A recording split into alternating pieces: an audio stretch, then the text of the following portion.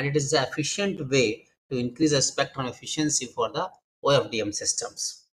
But again, this system is also basically having some problems related to their complexity and specific the power consumptions. Then the third technology that is come into the picture is the MIMO technology, multi-input, multi-output. So here the multi-input and multi-output means we are going to be use more than one antennas at your transmitter side and more than one antennas at your receiver side. So first thing will come into the picture why we need this kind of your systems. So if you see in the early 80s where we are going to be have the your CISO system, that is single input single output, where we are going to be use one antenna at the transmitter side and one antenna at the your receiver side, and so there the signal can be transmitted from the transmitter side to the receiver side, which can get many different of the propagation paths. So let us suppose this is path 1, this is path 2, this is path 3, and this is path 4. So if you see, all the signals are traveling through their different path, they are going through their different distance and different environmental conditions. And due to that, the signal is going to be through their different kind of their noise and fading problems. It means here that concept there is a more than one path are going to be exist, which is known as their multipath propagation concept, and due to this multipath propagation your signal degradation is basically going to be happen, and due to that the link reliability and link capacity both are basically going to be drastically reduced. So what is the solution, how we are going to be do it? So the solution is that if we are going to be put the system that is your multi input multi output, so we can say that multiple antennas can be considered to overcome the fading problem in the communication channel and improve the reliability of the wireless links without sacrificing additional power and spectrum.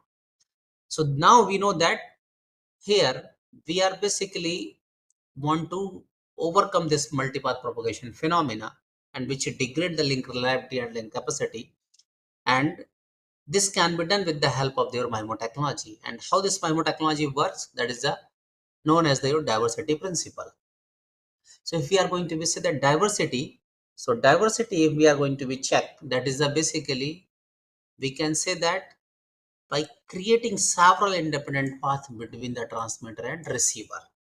So if you see in the previous case, we are going to be have the multipath propagation, and that is basically going to be create a problem for us. But now here with the help of their diversity principle, we are creating this several independent paths. Why we are going to be create? Because each path is basically going to be fades independently, because we know that each path is traveling through their different path and the different faces through their different environmental conditions. That means they are going to be suffer the different fading and noise. So if we can say that if we have created several independent paths, that means there is always a less chance that they will fade together. That means all the paths are going to be fed together. That is very smaller chance. The probability is basically very less. So that concept we are basically going to utilize here. How you can check it here? If we are going to be have the transmitter and we are transmitting our signal, the same signal we are transmitting from the three different paths, 1, 2, 3. So at the receiver side, there is always a better probability out of 3, at least one signal will reach with the minimum fading. And that concept we are going to be known as the diversity principle. So we are going to be apply this diversity principle in the MIMO antenna technology. Due to that, what will happen? My signal degradation is going to be reduced, and due to that my overall link performance is going to be improved. So that is the reason why we are going to be go for your MIMO antenna concept. So what are the different kind of the diversity is going to be exist? The first one is the time diversity, then frequency diversity, then antenna diversity. So if we are talking about the time diversity, then we can say that in the time diversity, a message can be transmitted at different times, such as by using distinct time slots and channel coding. So which is already explored in the previous literature. Similarly, the frequency diversity, where we are going to be say that it utilizes different frequencies. That means it could take the form of using different channels or technologies like spread spectrum or OFDM. So again, these two technologies but already explored. Now third one is the basically your antenna diversity. So here we can say that our MIMO antenna technology is based on to the principle of antenna diversity. It means it deploys antenna in various locations to take use of their numerous radio routes available in a typical terrestrial environments. So that means we are creating more numbers of their antennas into the transmitting side and the receiving side, due to which we are basically going to be provide their numerous radio links or various paths. If we are going to see the evolution of your multi-antenna technology, so we can say that CISO is the basic technology that we have already gone through in our UG curriculums. After that, the people has improved the technology by CMO concept, that is single input and multiple output. Single input means at the transmitter side we are going to be have only one antenna, and the receiver side we are going to be have their multiple antennas. So when we are going to be apply this concept, then by using this technology we can improve the signal quality due to their spatial diversity, but limited data rate is going to be increases. This kind of the concept can be used where only the receiving side needs benefit from the spatial diversity, like mobile phone receptions. After that, the pupils are basically further improve this technology by applying the MISO concept, that means multiple input and single output. That means multiple antennas at the transmitter side and single antenna at the receiver side. So due to this, what will happen, we can achieve the higher data rate compared to the CMO that utilize your multiple transmit beams. And this can be used for the radar system whose focus signal transmission is result. So both technologies, the technology 1 and technology 2, they are specific for their specific kind of their scenarios. Then people are basically merge both technologies and make their MIMO antennas. That means multiple antenna at their transmitter side and multiple antennas at their receiver side. That is known as your multiple input, multiple output technology.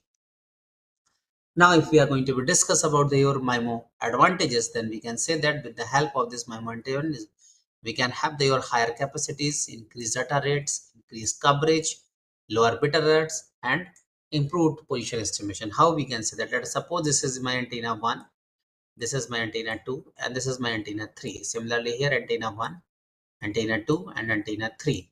So from antenna 1, we have the 1, 2, 3. Then from antenna 2, we have 4, 5, 6. And from antenna 3, this is 7, 8, and 9. So we can say that at a time, we are going to be have their 9 different paths from their 3 different antenna that is reaching to their receiver side. So what will happen? This receiver is going to be receive all these 9 signals, and due to that, the complexity is going to be improved. That means the receiver must be capable to handle 9 signals at a time, and then it can see which signal is going to be fed minimum. So the probability we have to check.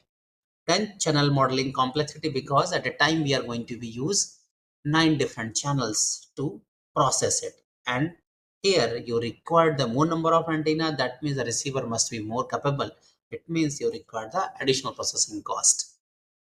So we can say that in order to able to benefit from their MIMO fully, it is necessary to able to utilize coding on the channels to separate the data from the different paths. This require processing but provide additional channel robustness and data throughput capacity that I have already explained with respect to their advantage and disadvantage section of their MIMO technologies. Now, if we are talking about their antenna diversities, which I have already told, so these time diversity and frequency diversity require the expensive resources. That means the channel complexity is going to be high. Power consumption is more, that we have already discussed, because they are related to their OFDM technologies in some manners, or we can say that they are AMC technologies. Now, third one is the antenna diversity. So in the antenna diversity, it can classify it into their 3 different parts. First one is the spatial diversity, then polarization diversity, then pattern diversity.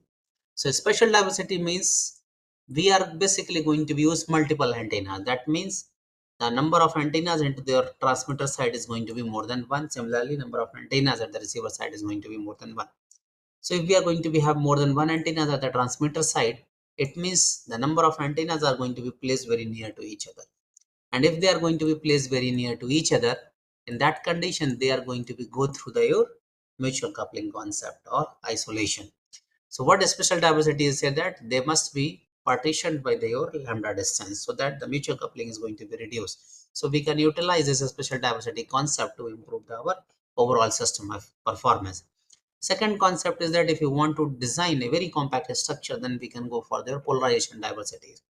So we know that if we can use the antenna 1, antenna 2, which are located at the same position, then what we can do, we can see, one antenna is going to be have their X polarization and antenna 2 is going to be have their Y polarization. Or we can say that one is LSCP polarization and another is the RSCP polarization. In that manner, the mutual coupling is going to be reduced. Or we can go for their pattern diversity, where we can say that whatever the antenna we have designed, one antenna is going to be radiated in the plus 30 degree or plus theta 1 angle from their broadside, and antenna 2 is going to be radiated onto their minus theta 2 degree angle from the broadside. That means both are basically going to be separated by their very wide angle, so there will be no interaction between their both radiation pattern.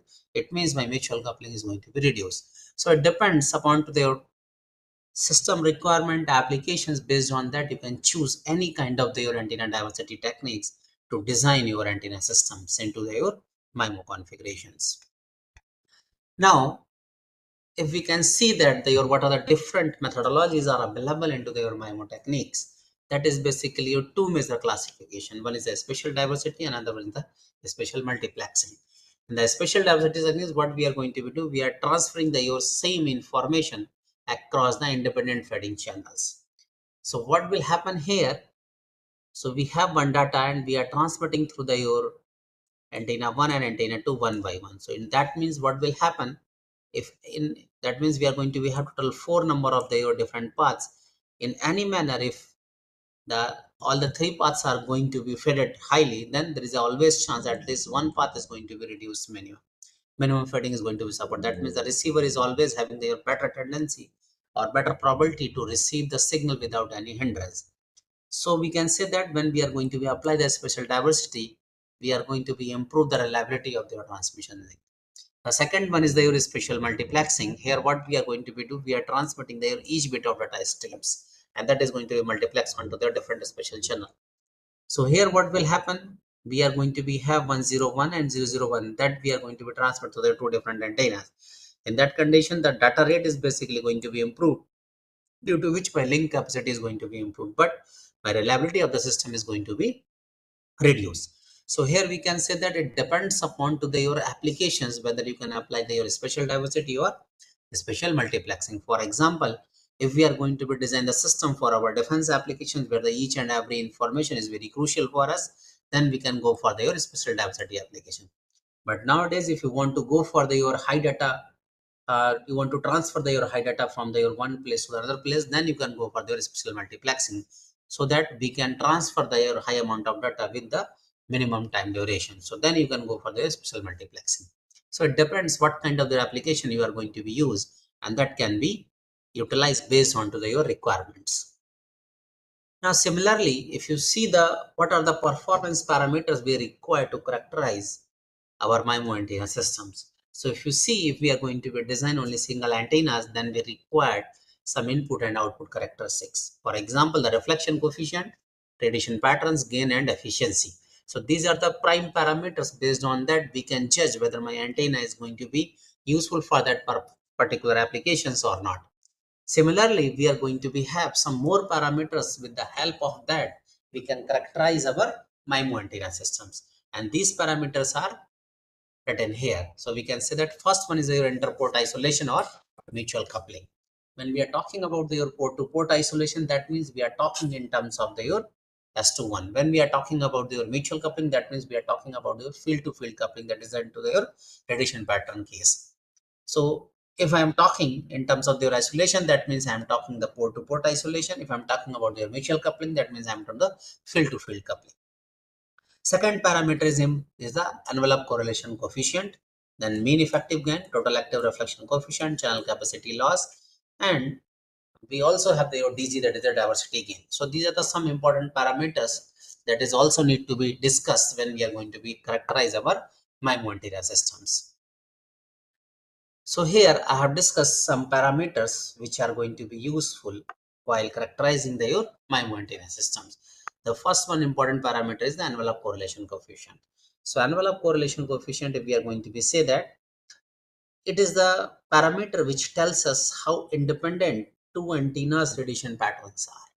That is the important point for us. That means if we are going to be have your two antennas at your transmitter side, then this parameter is basically tell us how much antenna 1 is going to be independent onto your antenna 2 in terms of their radiation pattern.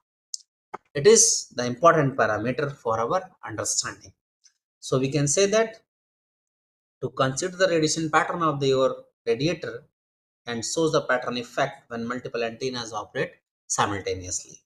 Or we can say that this is a parameter which is going to be give us a information related to your correlation between your communication channels. Or we can say that the ECC is basically going to takes the account the antenna's radiation pattern, shape, polarization, and even the relative phase of the fields between the two antennas. So these are the different kind of their definitions that is going to be used for your discussion about your ECC. So as per your practical application, the upper limit of the ECC is fixed at the 0.5 values. So in the literature, there are two different way to calculate your ECC. The first one is based on to their S parameters. Second one is based on to your radiation pattern. So when we are talking about your S parameters, that is basically going to be considered about your port to port coupling. When we are talking about your radiation pattern, that is going to be give the information about your field to field coupling. Normally, we are going to be use our MIMO antennas for the communication application which is held into their far field region. So the ECC calculation based on to the radiation pattern is going to be much more preferred as compared to their S parameters. But there is some modification in this S parameter formulas. If you know the proper efficiency of their antennas, then you can use this formula also for the calculation of their ECC. Then we have the diversity and MEG. So diversity gain, we can say that it can achieve by the receiver when the multiple version of their transmitter streams through different channels. It can provide the improvement into the multiple antenna system with respect to their single antennas, and we can calculate this DZ with the help of your ECC. Similarly, our mean effective gain. So mean effective gain, we can say that it is the predefined wireless environment or wireless conditions where the mean effective gain shows the antenna performance where the environmental effect is going to be considered. And this is the basically value less than 3 dB. Then the channel capacity loss, it shows the maximum data rate up to which the message can be constantly transmitted with negligible loss. And the standard value is given 0.5 bits per second per hertz. Now here one most important question will come into the picture. What is the difference between your MIMO antennas versus your array antennas? So if we can see that the MIMO and the antenna arrays both are using your multiple antennas, but for the different purposes. If we are talking about your MIMO, it uses your multiple antennas to increase the transmitted data rate, and each antenna element is usually fed from its own port and transmit different data streams. But if you're talking about your antenna arrays, then we can say that it fed from your normally one common port, and each element in the array is used to send the same data streams as other elements, but with a different power and phase. Similarly, we can say that antenna arrays are intended to improve the overall gain and directivity, while the element of their MIMOs are isolated from each other, while element of antenna arrays interact with each other in some way to produce the one way. So these are the some major distinctions between your and MIMO antenna concept and your array antenna concept. The people normally is going to be confused with these two terminologies. Now, if we are talking about their benefits, so we can say that it increase the reliability, data rate, and channel capacity. Now, the requirement. So here we can say that whenever we are going to be design MIMO antenna system, it must have the more than one ports, and all the ports are having their overlapping impedance bandwidth.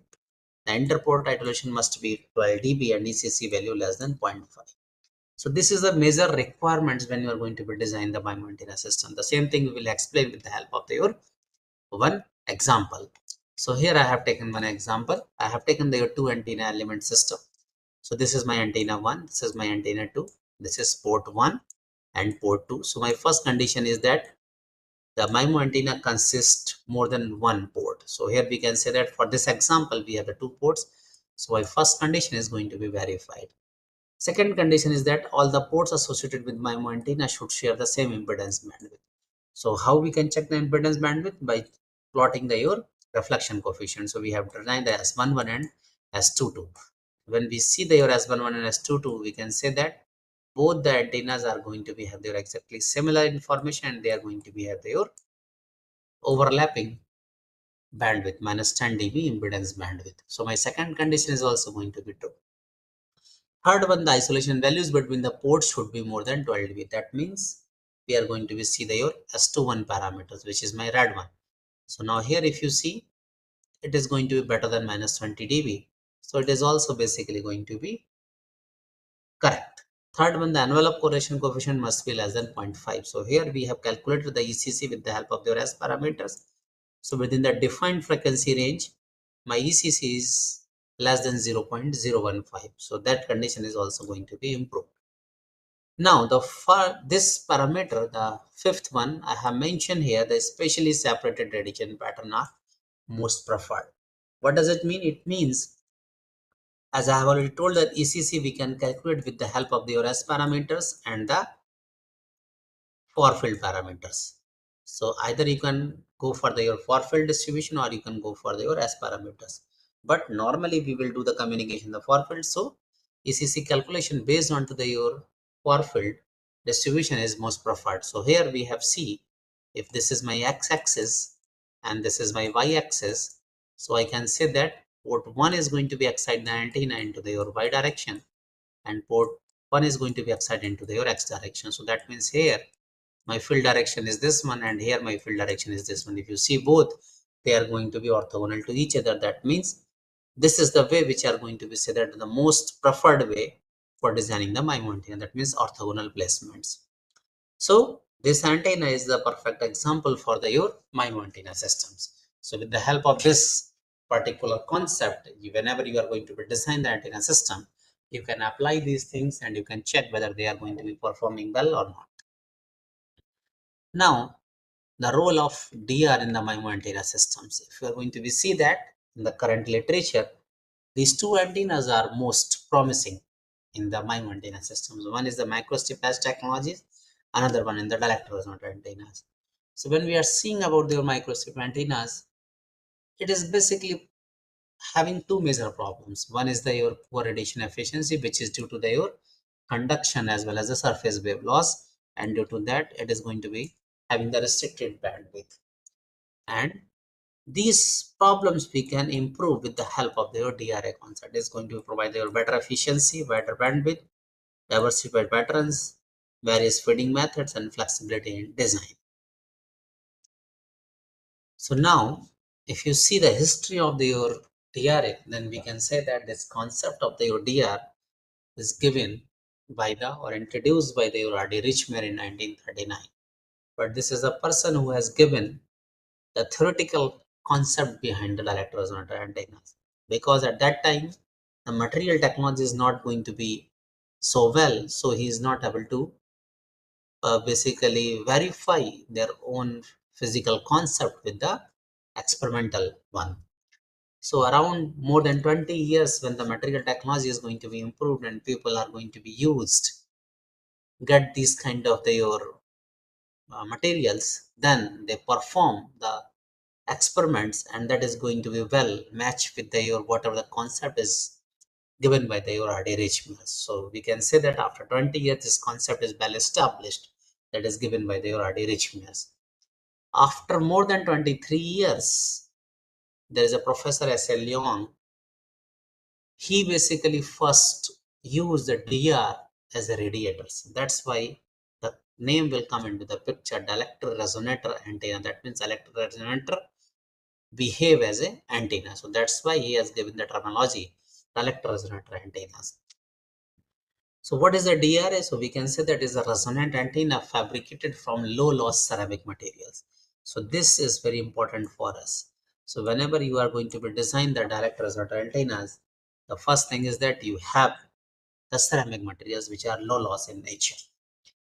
And the resonant frequency of DR is going to be a function of size, shape, and material permittivity. That means the material is playing a very crucial role into the designing of DRA, because its resonant frequency is also function of their material permittivity. And this is well proved into the literature. It is the efficient radiator into the microwave and millimeter wave frequencies. Why we are using the DRA? That I have already explained earlier. So we can say that in the microstrip patch antenna, the major problem is your conductor losses and surface loss, due to which it degrade the antenna performance in terms of their gain and efficiency. So the solution is that the DR, where we don't have any metallic structure, only the ceramic parts are basically going to be reduced. Due to that, there is no metallic losses, and that is going to be improve the efficiency and wide bandwidth and high gain as compared to your microstrip antenna. So there are different shape of the DR is available, as we already know that this resonant frequency is a function of their shape, size and material permittivity. So these shapes are basically available into their literatures, different kind of the shapes people has used. So now if we are going to be compare three fundamental shapes of the DRA, so first one is the hemispherical, cylindrical and rectangular. So let us see here the resonant frequency of the DRA is going to be function of your three parameters. First one is your size, then shape, and then material permittivity, which is basically your epsilon r. So now if we are talking about your hemispherical DRA, so for your if we have fixed the epsilon r, that means my epsilon r is fixed. That means I have fixed the material. Then I have fixed the shape. So my shape is also fixed here. Now we have only one thing. With the help of that, we can control our resonant frequency, that is the size. And size of your hemispherical DR is denoted by its radius. So that means here as antenna engineer, you don't have any flexibility. So that's why it is going to be said that is the offer the 0 degree of freedom. Now if we are moving to the your cylindrical DR, where we can say that we have the your height and diameter. So either changing the height or changing the diameter, we can control the resonant frequency. That's why it is going to be offered your 1 degree of freedom. Similarly, if we are going to be have the your rectangular DR, so that is length, this is width, and this is height. So by changing any three parameters, you can control the resonant frequency. That's why it is going to be offered your 2 degree of freedoms. So that is the reason as antenna engineers, the rectangular DR is most probably because it is providing their maximum flexibility to control the resonant frequencies. But in the literature, the most widely used kind of your DR, that is your cylindrical one, because the mathematical modeling, mathematical analysis of this DR is widely available. Second thing is that to fabricate the cylindrical structure is very easy as compared to your other shapes. So this is the resonant antenna. So it is the mechanism. So its radiation is depending upon to their what kind of their modes is going to be excited into the OTR. So if you see, there are three different kind of their modes are available: TE modes, TM mode, and HEM modes. So if we are going to see the fundamental modes in the cylindrical DRA, so we have TE01 delta, TM01 delta, and HEM11 delta, and HEM12 delta. So here I have shown their field distribution also. The reason why we have shown the field distribution, because this distribution is going to decide what kind of the radiation pattern you are going to be have. For example, TM01 delta mode is going to be give you the monopole kind of the radiation pattern. So it means when we require the monopole pattern, you have to generate the T01 delta mode into your DR. Only then you will get your monopole into the pattern. So that is the reason why the modal analysis is going to be very important into your dielectric resonant case. Second, the fundamental shape is rectangular DRA. So here we are going to be say that I have shown some fundamental modes along with there some higher order modes. The fundamental mode is T11 delta or T2x or T2y, and then we have given some higher order modes also. So here various shading techniques are available, but I have shown here only three fundamental techniques which I have used during the today's discussion: the coaxial probe feeding, where we can introduce the probe inside the DRA, or we can place the probe in direct contact with the DRA also. It depends upon to your which kind of the mode you want to excite. So the location of the probe is very important in the DRAs. Second thing is that here to insert the probe inside the DR is a challenging task because these are the ceramic materials which are very brittle in nature. So to machining these materials are very, very difficult and very, very challenging. Second one is that your microstrip line feeding. So here we can energize our DR with the help of their microstrip line. Third one is the aperture feeding. Here we can provide your slot. With the help of that, the DR is going to be excited. So these two are the most widely used. But if we are able to have your machining capabilities, then this is very simple. That is because of your impedance matching concept. Now, if you see into your MIMO antenna technologies, the major problem that we are facing in the today's conditions is the isolation problem. The reason is we want to their compact designs. So when we are going to be go for their compact design, that means we are going to be place our antennas very near to each other. And as per the spatial antenna diversity concept, we require the separation minimum lambda. But you want the compactness, so that means you have to reduce the separation less than lambda, and the reported is the zero point 0.1 lambda also. It means when we are going to reduce the separation between the antenna elements, the field generated from antenna 1 is going to be hindrance the field generated by antenna 2, which is known as their mutual coupling. So this concept is basically, this is a problem that is going to be major problem into their MIMO antenna systems. So if you are seeing the literature, DR based MIMO antenna systems, there are 5 major techniques has been proposed to improve this kind of their problems. The first one is the generation of orthogonal modes, then excitation of their degenerated modes, then DGS concept, then decoupling structures, and finally their meta surfaces or metamaterial concept. So the first one is the your generation of the orthogonal modes. So this is a best method and very easy to generate, and it does not affect any kind of the radiation characteristics.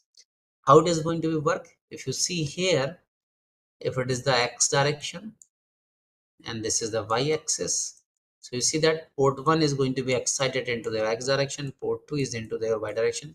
So both are orthogonal to each other. So that means we are generating the orthogonal modes. Second is the excitation of your degenerated modes. So degenerated modes means two different modes which are excited at the same resonant frequencies. This is the one of the your innovative approach. But the problem with that, how to excite two different modes into the same frequency. This is very difficult. So people who are basically want to do the research in the MIMO antenna systems, they can focus onto this concept. If they can generate the degenerated modes at two different frequencies to one at same frequencies, and that is the uniqueness in their design, then they can get their good publication or patents in that. And third one is the your DGS concept. It is very easy, but the problem is that in the DGS concept, that means we are removing some part of the your ground planes.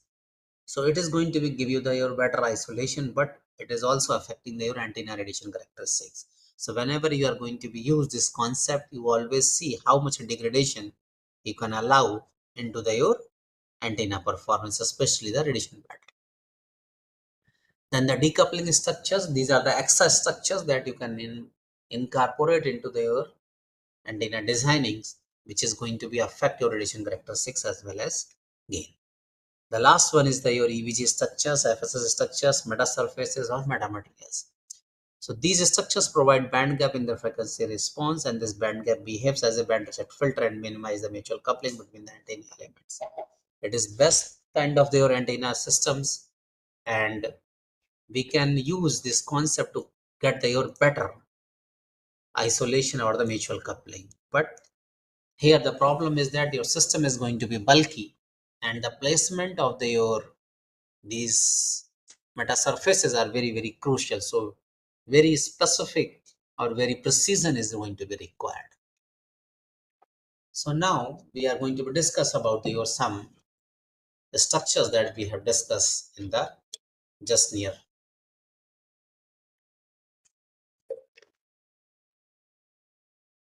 So first structure that I am going to discuss, it is the compact port polarization MIMO DR integrated with decoupling networks. This is the structure that we have proposed and the experimental one, and this work has been published recently into the letters on electromagnetic practice and applications. So here what we have done, we have used your two different concepts. So if you see here, first thing is that we have used the microwave absorber concept to improve the isolation. So what we have done, if we are talking about their metamaterial absorbers, so it is the engineered materials with negative permittivity and permeability and designed to absorb the EM waves at specific frequencies and reduce interferences. It also basically enables the precise control over wave propagation, making them ideal for the antenna system. So there are various applications of the metamaterial absorption, but here we have used these absorbers for their isolation improvements. So how it is going to be, because a resonant structure trap and dissipate electromagnetic energy mitigate the unwanted coupling. So that is a concept which we have utilized to basically improve the isolation. So we can say that metamaterial absorbers improve isolation without significantly increasing the antenna profile. Here in this section, we are going to use two different designs, antenna 1 and antenna 2. In both, we are going to use their metamaterial absorber concept to basically getting their better isolation. So this is a proposed structure and the optimized dimensions that I have shown here. So it is a very compact structure. And now we will discuss about your first single element analysis. So in the single element analysis, this is the basically evolution of the antenna. Initially, we have used the cylindric, that is your annular ring, and that is going to be excited by your rectangular cross sections, which is going to be excited by your DR. So this is the aperture coupling, and in the second phase we have modified this aperture to your H shape, and then we have changed into some asymmetric shape, and finally we have placed the on the top of your that is your annular DR some patches we have placed here. So that is our proposed structure. So when we are going to be do from configuration A to proposed one, our area of interest is the basically or this 5.4 band. So initially, this is initial two designs. My DR, that means my antenna is going to be operate is very high frequencies. So I have to relocate, I have to reduce it into their desired band. So then we have used this aperture pasting of your phase, which is basically going to be reduce the resonant frequency. And here from configuration C to configuration, that is your proposed one, we are able to get your circular polarization. And then we have seen what kind of the mode is going to be excited. So we got this is HM11 delta mode here. So configuration D is basically having 5.1 to 5.7 and 5.1 to 5.4. So we can say that we have their good overlapping band from 5.1 to 5.4 gigahertz. So that is going to be cover their complete 5.2 gigahertz WLAN band or WiMAX band. So then we have seen why the CP is going to be excited. So for generating the CP, there are two major conditions. One thing is that we required minimum two orthogonal components of the electric fields, and these orthogonal component must have their odd multiple of their 90 degrees.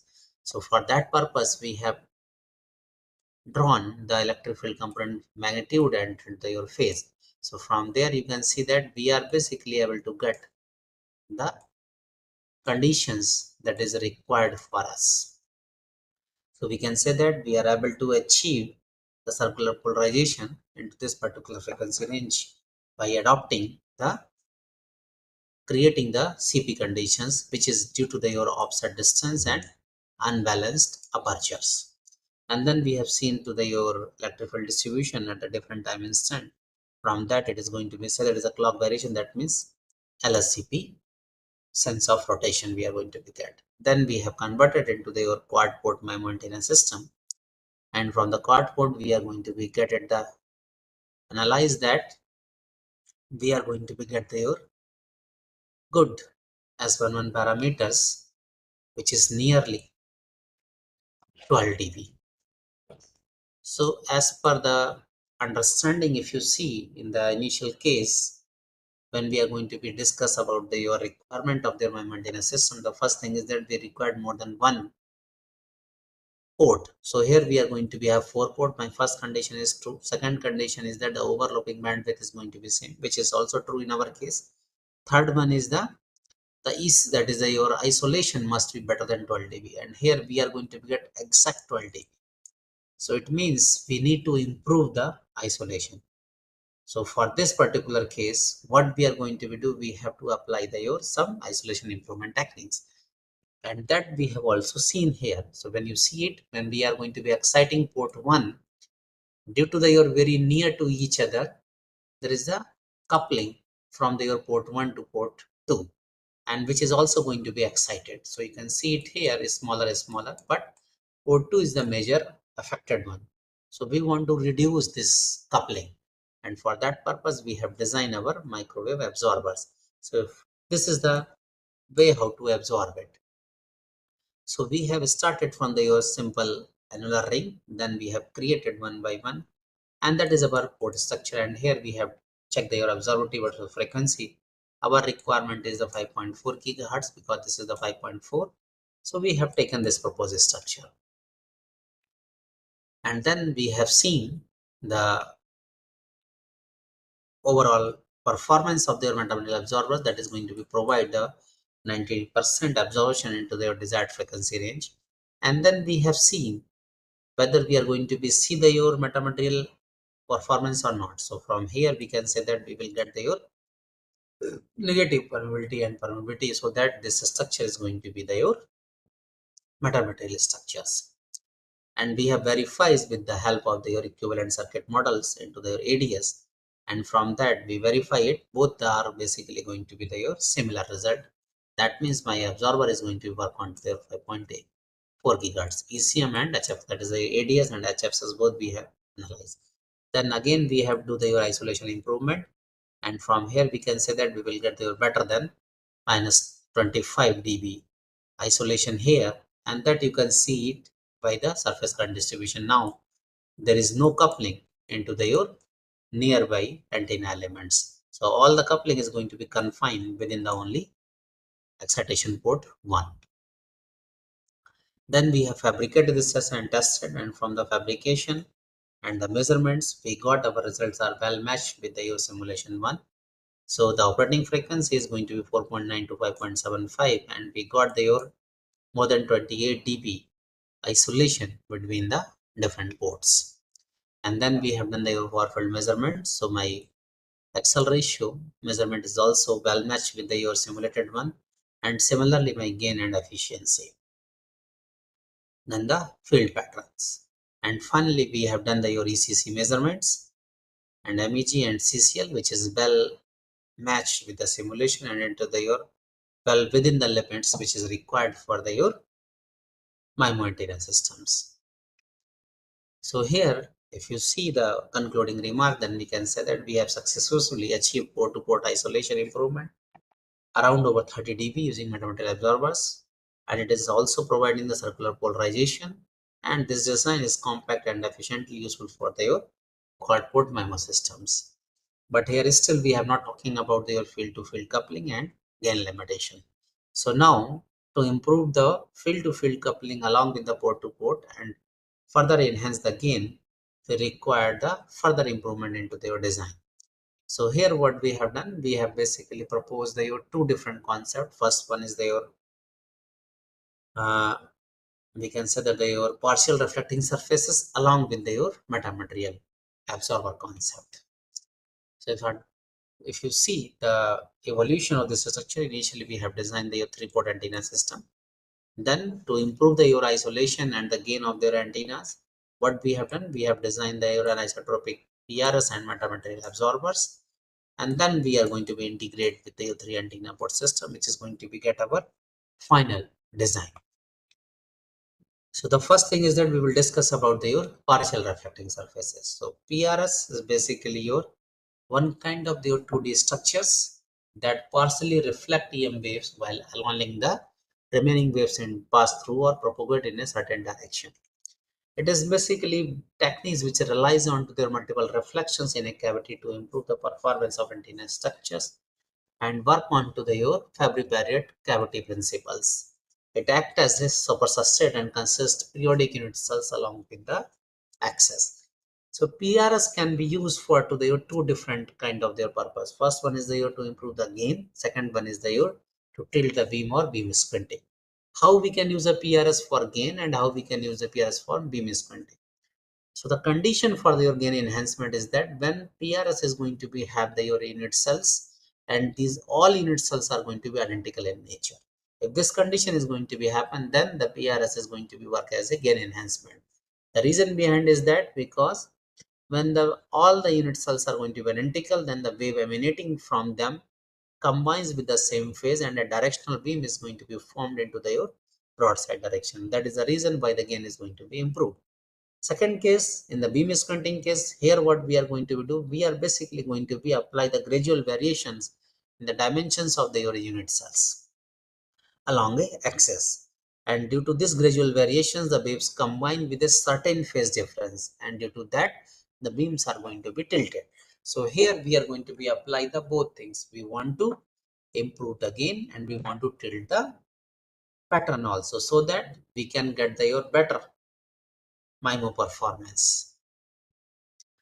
So first thing is that we have designed a 3-port MIMO antenna system, and all the conditions are going to be verified. We got your better, that is the impedance bandwidth, then number of ports are going to be same. We are going to be get the better isolation also.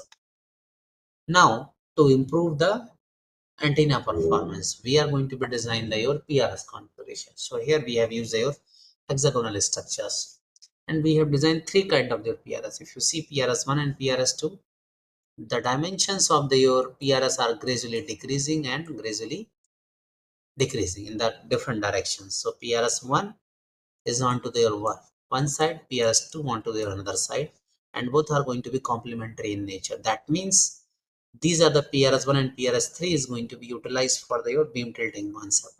And PRS1, if you see here, they are going to be have their same unit cells. That means this is the PRS2 which is going to be used for your gain enhancement. So overall PRS structure, if you see, this is the top view, this is the bottom view. So if you see the top view, we have the three kind of the PRS, PRS1, PRS2 and PRS3. PRS1 and PRS3 is using for their beam tilting application because they have their gradual variation in their unit cell dimensions, and PRS2 is going to be have their constant unit cell dimensions. So when we see it, then we can find it. The port 2 is basically having your PRS, which is have your same unit cell dimension. That means here the gain must be increased, and PRS1 and PRS2 is basically going to be have your beam tilting concept. So here you can see that in the first case we doesn't have any PRS. So all the three ports are basically going to be excite, going to radiate into their broadside direction. When we have placed, this is my PRS. When we have placed the PRS, then you can see that port 3, the maximum direction of the radiation is going to be tilted by your plus 30 degree. Similarly, PRS1, that is onto your DR1, it is going to be rotate your beam by your minus 30 degree. And onto your DR2, if you see, the if you check the radiation pattern, the beam is going to be much more compact. That means here my beam is going to be narrower. That means my gain is going to be improved. The same thing we have plotted here. So you can see that in this particular frequency region, the gain is going to be improved. So we can say that PRS is going to be improved again by 1.5 dB, and it tilt the beam by your plus minus 30 degree. And then we have designed the metal absorber so that we can further improve your isolation. And the same concept we have analyzed through the radius as well as HFSS, and we check my design are going to be same. That means the performance are going to be same. Then we have fabricated and tested this structure. So we can say that my S parameters and isolation are well matched with your measurement results along with your simulations. Similarly, we have checked the beam tilting by measuring the far field pattern. So you can see that from your port 2, the 0 degree, and port 3 and port 1, they are going to be, this is port 1, this is port 3. So if you see the direction of the maximum radiation is going to be tilted by the minus 30 degree, and here tilted by the your plus 30 degree. So this port is going to be tilt the beam this side, and this port is going to be tilt the beam this side, because if you see the PRS, they are complementary in nature. So that we want to the your rotate the beam into the your opposite direction or complementary direction. And then we have checked your gain and ECC, both are well matched and it is within the limit. Then we have compared these antennas with their already published one, and we can say that we are getting their better performance in terms of their isolation. Now we are talking about their antenna polarization. So antenna polarization specifies the orientation of the electric field vectors at a particular position and how they are going to be changed over the time. So we are going to be basically classify, then I have mentioned here two types, but basically it is a three type: linear, circular, and elliptical. But elliptical is a more general form, and linear circular is a basically subset of the of elliptical one. So that's why I have mentioned here only two type of the things. So for the linear, if we can say that the conditions are only one electric field component is required to be present, or if two electric field components are there, then they must be have their 180-degree time phase. Similarly, if you want to generate a circular polarization, then we require their two orthogonal linear field components, and they must have their magnitudes, same magnitudes, and the phase difference must be their odd multiple of their 90-degree. And if we are going to be classified the linear one, that became the horizontal polarization, vertical polarization, and slant polarization. And here we have the RSCP and LSCP one. Now, how this polarization is going to be affect the performance? So if you see that the transmitter and receiver antenna should have the same polarization for maximum power transfer. That is a fundamental rule. So if the transmitting antenna and receiving antenna both are going to be have their same plane of polarization. So that means for that we have to analyze whether my transmitting antenna is going to be have your linear polarization or circular polarization. Similarly, we have to design our receiver antennas. But if this is not going to be matched, then the maximum power transfer will not take place, so that the overall system efficiency is going to be down. So we require your same polarization. We can say that. So antenna polarization is frequently chosen based on to the application requirements. Certain application benefits from the different polarization schemes. So especially if you are talking about the circular polarization, which will be very useful for their mobile communication systems. Now we are talking about their antenna diversity techniques. So we have the space diversity, polarization diversity, and pattern diversity that I have already discussed. And we require this antenna diversity because we want to improve the isolation. And here in the spatial diversity, the phase delay between the antenna elements at two different points in the space can be reduced, so that the EM coupling is going to be reduced. In polarization, the orthogonal polarization we are going to use. In pattern, the different radiation direction. Now here we have you design this 4-element MIMO DRA with complementary circularly polarized diversity. So here this is the exact design. So we have used your back-to-back concept. Two DR placed onto their top side, two DR we have placed onto their bottom sides, and that is shown in here. On the top side, we are going to be use the microstrip line, and the bottom side we are also using their aperture coupling. So what we have done, we have initially designed the CPDR, and to design the circularly polarized DRs, we have used two different kind of the mechanism. In the first phase, we have taken their microstrip slot based CPDR. In the second phase, we have used their conformal open loop CPDRs. And first with design and parametric analysis we have done, and when we got your proper circularly polarized antennas, and then we have checked what are the different possible arrangements are available, so that we can achieve your optimum diversity performance. It means we want to convert into your MIMO antenna systems.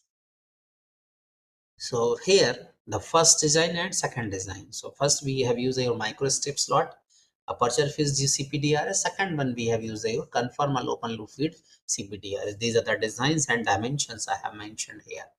Now we will go one by one. So initially we are going to be using your aperture coupling slot. So what we have done, we have taken your DRA, and that is going to be excited by your circular slots. And then we have put 4 U-shaped slots, and finally we have changed the dimensions of your complementary U-shaped slots, and further we have converted our T-shaped microstep line with your quarter wave transformer, which is basically our proposed structure. So if you see from configuration 1 to configuration 4, configuration 1 is basically going to be excited at very high frequencies. When we are going to be improve the aperture, then we are basically going to be move into your lower side. But if you see from configuration 3 to configuration 4, my configuration 4 is going to provide the better impedance matching as well as your wider impedance bandwidth, which is reason is by applying this T-shaped microstep line and the quarter wave transformer, we are basically going to be improve the better impedance matching as well as wider impedance bandwidth. And from here to here, when we are going to be see from port 2 to port, that is configuration 2 to configuration 3, we are able to achieve your CP mechanism. That means CP is going to be converting from here to here. But from here to here, the performance is going to be same because we are not changing any into your structural dimensions. We are using this changing your microstep line, that is the excitation mechanism, so that it is going to be improve the bandwidth as well as your impedance matching, but it is not going to be affecting our circular polarization. Circular polarization is going to be changed by using the changing into your U-shape slot dimensions.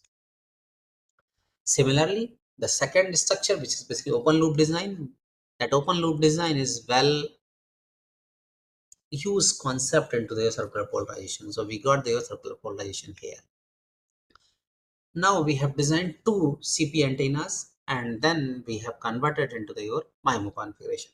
Initially, when we designed first antenna, we have placed all the 4 antennas in nearby, and then we have seen the performance. Because they all are the 4 same antennas, so S11 is not basically creating our problem. But when we see the mutual coupling, then we got that the mutual coupling is very high. Then we have designed second antenna and we have placed in the same antenna, we got the similar problem.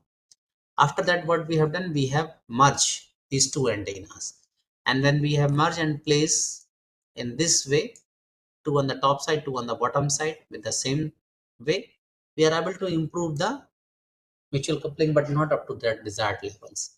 Then we have placed diagonally, and when we place the diagonally, we are able to get your better impedance matching. That means by placing the DR in the different way onto your single substrate, we are able to improve the mutual coupling.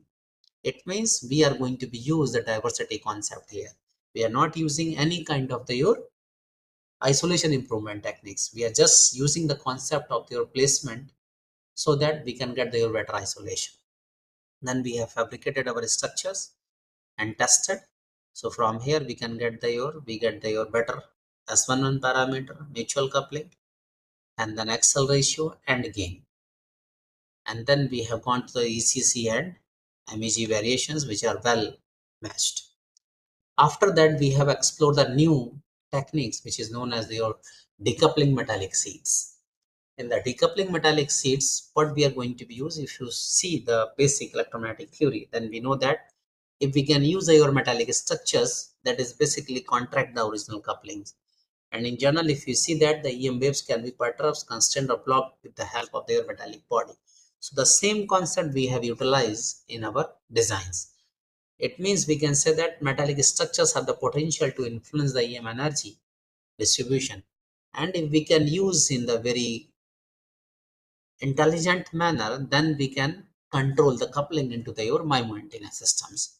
So that is a concept which we have utilized here. So what we have done here, we have used your 2 different type of the configuration, similar antenna but 2 different configurations.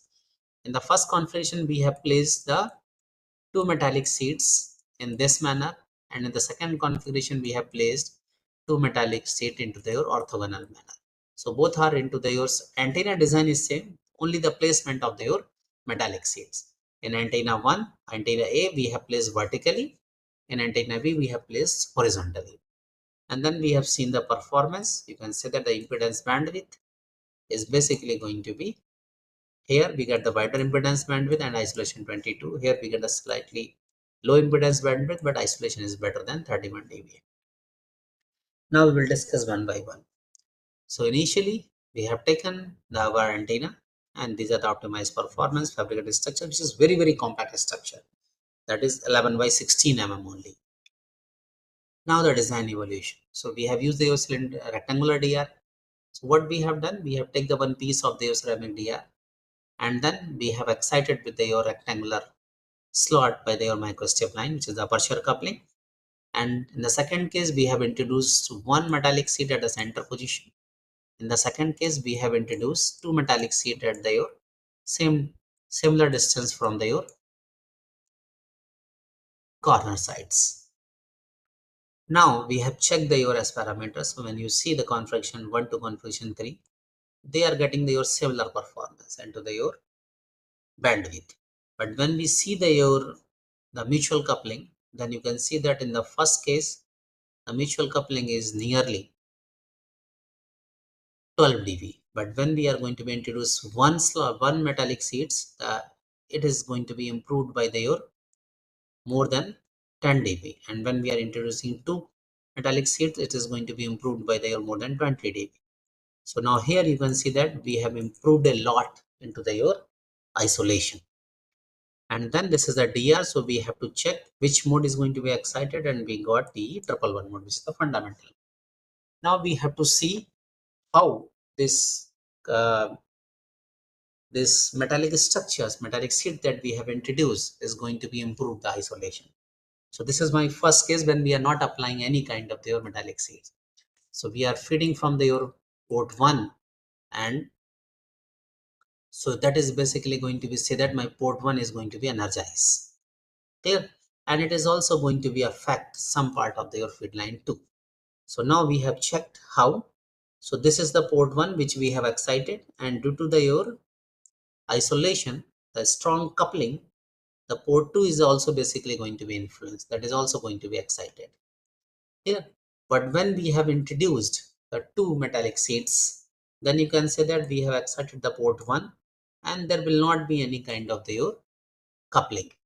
And that you can see it here also, we are exciting port 1 here, and port 2 is almost no effect because of these two coupling here, these two metallic seats. So that means the metallic seats have the capability to basically perturbs or counter the electric field distribution. So the same thing is going to be proved here. Then we have fabricated and tested. So my tested results are well matched with your simulation. Similarly, the we can say that your addition pattern, and then we have done your ECC and efficiency measurements, all these things which are well matched with your simulation. Now in the second structure, we have placed metallic sheets side by side.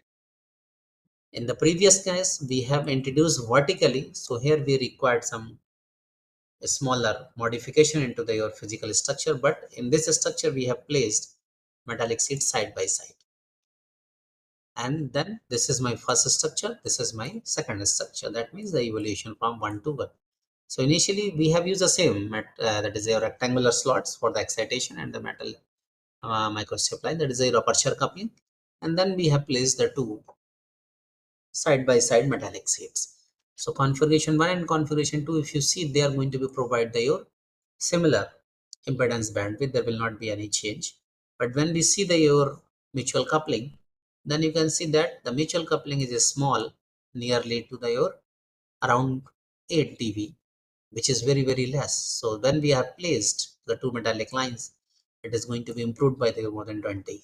And for the verification, we have seen the field distribution, it is going to be excited by your higher order mode, that is your 131. The same thing we have verified from your electric field distribution.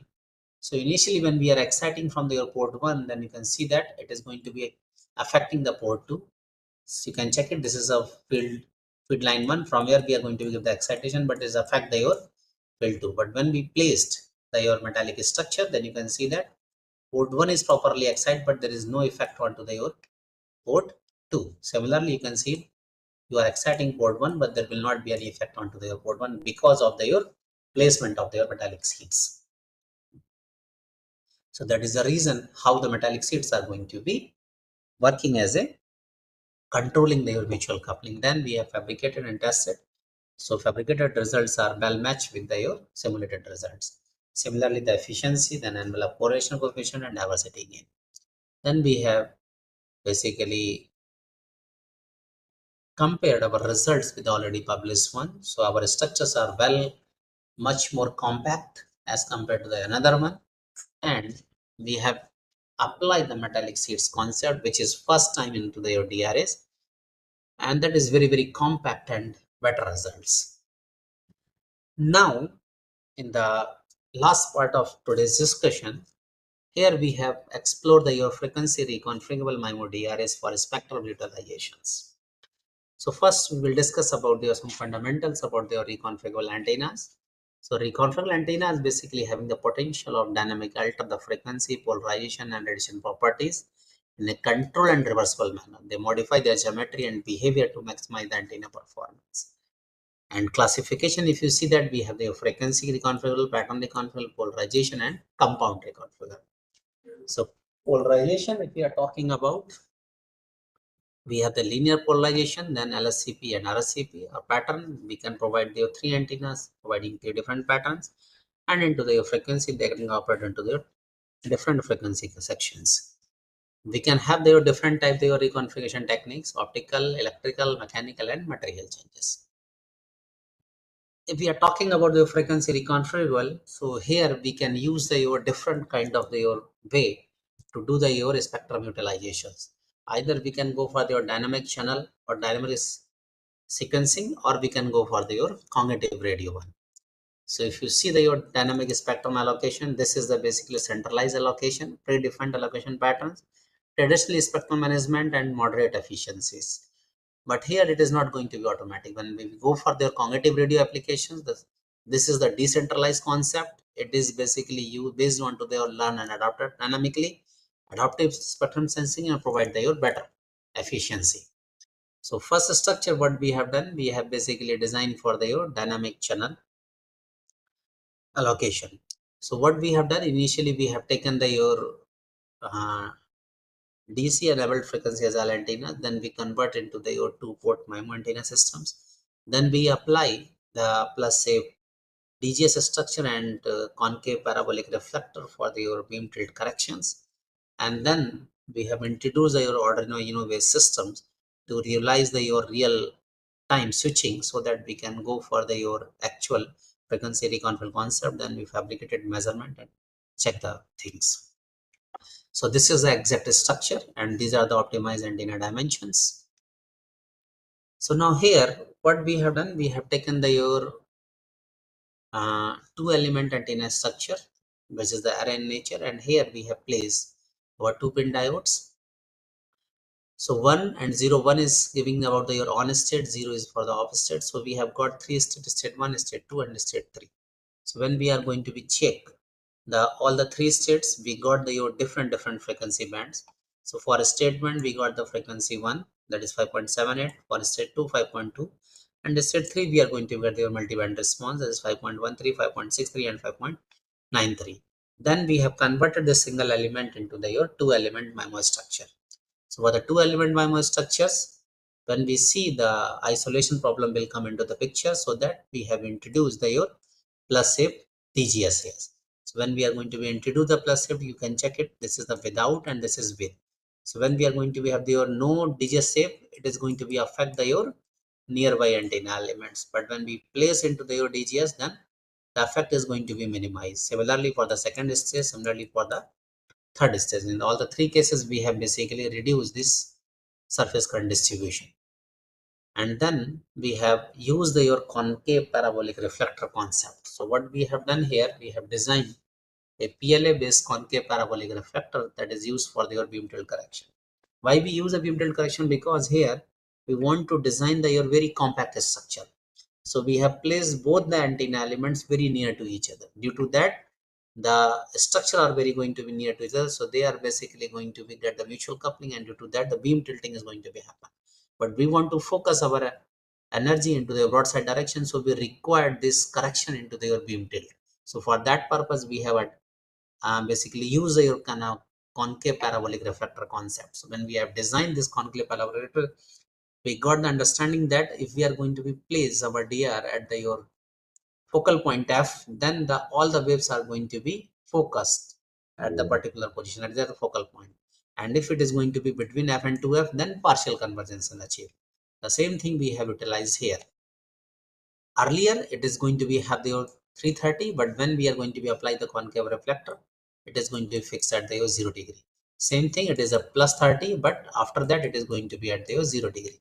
So that is the reason why we have placed the concave reflector. So we are able to achieve the beam tilt correction in this particular scene. And when we are going to be see the field distribution, we got the same response here.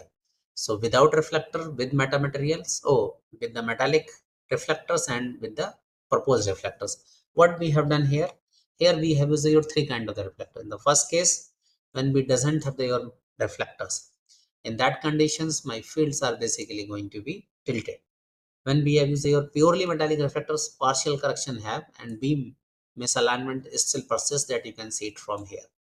But when we use your PLA based reflectors, we are going to get your better angular reflections and constructive interference, which is our present case.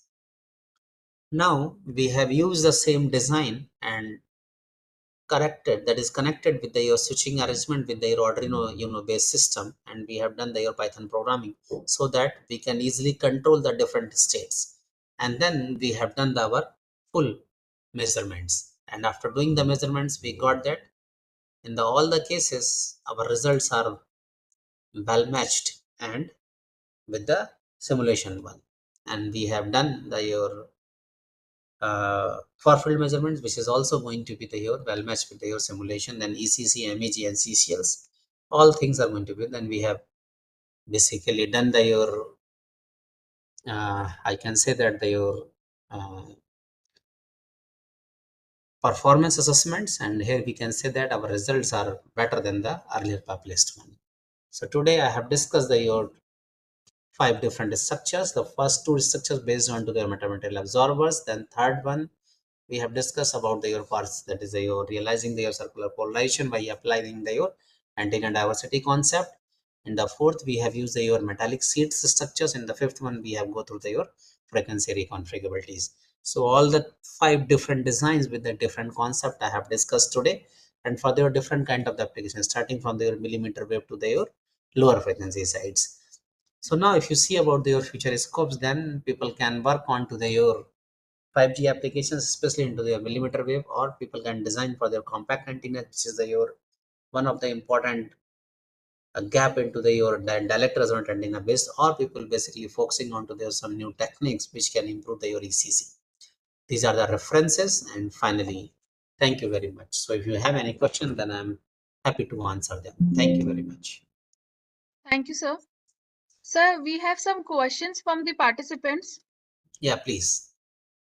The first question is where we calculate S11 and where we need to calculate S21 in DRA. S11 is giving your reflection coefficient information. From that, you can get your impedance bandwidth information, the frequency of operation where your antenna can be applied, which is the case for your single antenna also. S21 is basically giving the transmission coefficient, which is giving the information about their isolation between the antenna elements.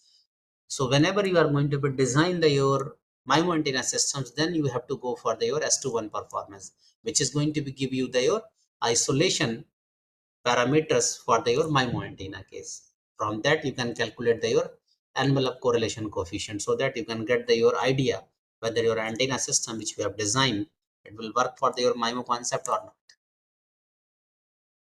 Any other question? Yes, sir. Next question is, in linear polarization, does DRA generally exhibit high cross polarization characteristics? If so, how to reduce cross polarization and enhance co-polarization performance in rectangular DRA? No, that is not the specific case. It depends upon your design. It is not the property of DR.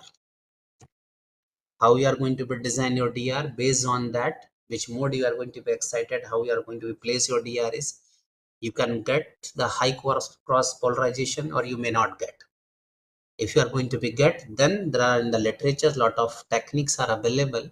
With the help of that, you can reduce the cross polarization. For Okay, that, sir. you can prefer the one of the very good book that is written by the Aldo Pitosa. You can prefer that one. Okay, sir. Sir, next question is, in FSS structure, which parameter we calculate, S11 or S21? It depends what parameter you want to calculate. You want to calculate your absorbability. You want to test your structures with reference to their permeability or permeability. In all the cases, you require S11 and S12 and S21 parameters. Okay. Both are required. Yes. Thank you, sir. Sir, next question is, how to reduce cross polarization? Is there any available technique? Yeah, I have told you, you can refer your Aldo Pitosa book on the Director Resonant Antenna Handbook. You can find that a lot of techniques are available in the literature. Okay. So, dear participants, if you have any query, you can please drop in the chat box.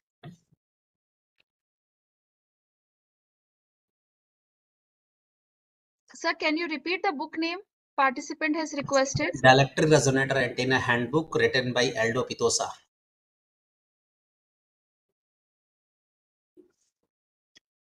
Okay, sir.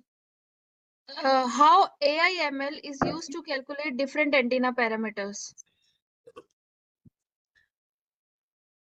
How AIML can be used. Yes, sir. AIML is a simply tool. Okay. So that tools you can apply if you have your enough data. You can train first your AIML techniques and then you can utilize onto your real one. So it is the purely out of my area question. I am not working on to their AI and ML. So if anybody who are very frequent about their AI ML, you can go that particular person. They can help you about this one. But I just know that they are the tools. You have to understand how you are going to apply. Second thing, you need a lot of data to train your model. Then you can apply onto your antenna structure. But currently there are a lot of papers are coming which are based on to your AI ML approach into your antenna designs, but I am not aware about it. So I'm not able to give you the proper answer in this particular question. Yes, sir. Any more questions from the participants?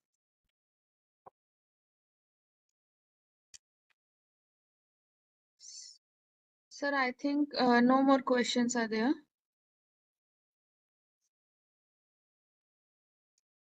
Hello? Yeah. Hello? Sir, I think now there are no more questions. Okay, So then. Thank you very much. thank you very much, sir. On behalf of EICT Academy and MNIT Jaipur, sir, thank you very much for the lecture. It was very nice and very much informative, sir. Thank you very much, sir. Thank you. Can I leave now? Yes, sir. Yes, sir. Dear participants, next session will start from 11 a.m. You are requested to kindly join by 10:45 a.m. in order to avoid any delay. Thank you.